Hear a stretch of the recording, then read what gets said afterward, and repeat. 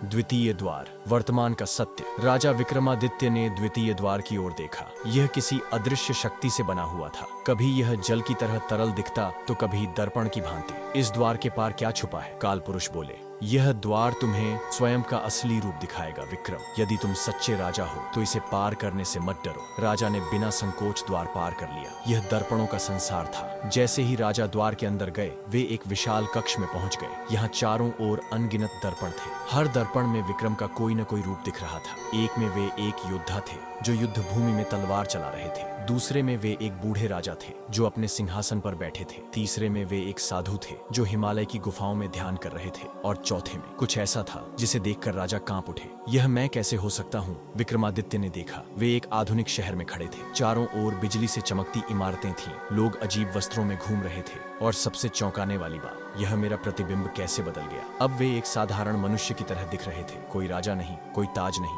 क्या यह कोई और जन्म है? क्या समय की धारा में कहीं मेरा अस्तित्व फिर से जन्म लेने वाला है? तभी एक रहस्यमयी आवाज आई, राजा विक्रमादित्य, ये तुम्हारे लिए सबसे बड़ा प्रश्न है। क्या तुम वास्तव में इस यात्रा को पूरा करना चाहते हो? अब विक्रमादित्य के सामने 3 प्रश्न थे। 1, क्या वे इस रहस्य को और गहराई से समझे? 2, क्या यह सच में उनका कोई दूसरा जीवन है? 3, या यह सब केवल एक भ्रम है जो काल पुरुष की अगली परीक्षा का हिस्सा है? अब आप क्या सोचते हैं? क्या राजा विक्रमादित्य को इस भविष्य के सत्य को पूरी तरह समझने के लिए आगे बढ़ना चाहिए?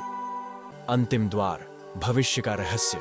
राजा विक्रमादित्य ने अपने चारों ओर देखा। चारों ओर अनगिनत दर्पणों में वे अपने ही अलग अलग रूप देख चुके थे। योद्धा, राजा, साधु और एक अज्ञात आधुनिक पुरुष। लेकिन अब सामने एक और द्वार प्रकट हो चुका था, भविष्य का द्वार। अब मैं पीछे नहीं हट सकता। मैं इस रहस्य को पूरी तरह समझूंगा। उन्होंने अपनी तलवार कमर में कस ली और अंतिम द्वार की ओर बढ़े। जैसे ही विक्रमादित्य ने द्वार पार किया, चारों ओर अंधेरा छा गया। लेकिन कुछ ही क्षणों में वे एक नए युग में प्रवेश कर चुके थे। यह कौन सी दुनिया है? सामने एक विशाल शहर फैला हुआ था। आकाश में उड़ने वाले महल, सड़कें नहीं बल्कि हवा में तैरते हुए मार्ग। लोग साधारण मानवों की तरह नहीं बल्कि किसी उच्च चेतना से युक्त लग रहे थे। क्या यह सच में भविष्य है? जैसे ही वे आगे बढ़े, सामने एक भव्य महलनुमा भवन दिखाई दिया। इसका प्रवेश द्वार स्वयं खुल गया, मानो यह राजा विक्रमादित्य की प्रतीक्षा कर रहा था। और वहां सिंहासन पर वही काल पुरुष बैठे थे। स्वागत है विक्रम, अब समय आ गया है कि मैं तुम्हें अंतिम सत्य बताऊं। तुम समय के परे हो विक्रम। तुम केवल एक राजा नहीं, तुम स्वयं काल चक्र के रक्षक हो। तुम्हें क्या लगता है राजा विक्रम, क्या समय केवल आगे बढ़ता है या यह एक चक्र में घूमता रहता है? तुम्हारा जन्म केवल एक युग में नहीं हुआ, तुम हर युग में जन्म लेते हो। एक योद्धा के रूप में, एक राजा के रूप में, एक साधु के रूप में और कभी कभी एक सामान्य व्यक्ति के रूप में, क्योंकि तुम काल चक्र के रक्षक हो। राजा विक्रमादित्य को जैसे एक दिव्य अनुभूति हुई। इसका अर्थ है कि जीवन और मृत्यु केवल परिवर्तन है, समय स्थिर नहीं, यह चक्र की तरह घूमता है। तभी काल पुरुष बोले, अब निर्णय तुम्हारे हाथ में है विक्रम। 1, क्या तुम इस सत्य को स्वीकार करोगे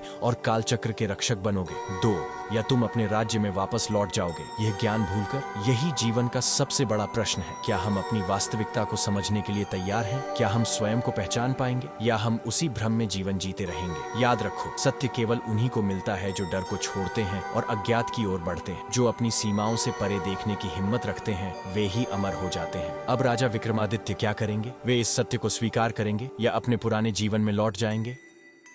ऐसी ही रोमांचक और रहस्यमयी कहानियों के लिए हमारे चैनल को सब्सक्राइब करें। वीडियो का अगला भाग कल आएगा, इसे देखने के लिए जुड़े रहें।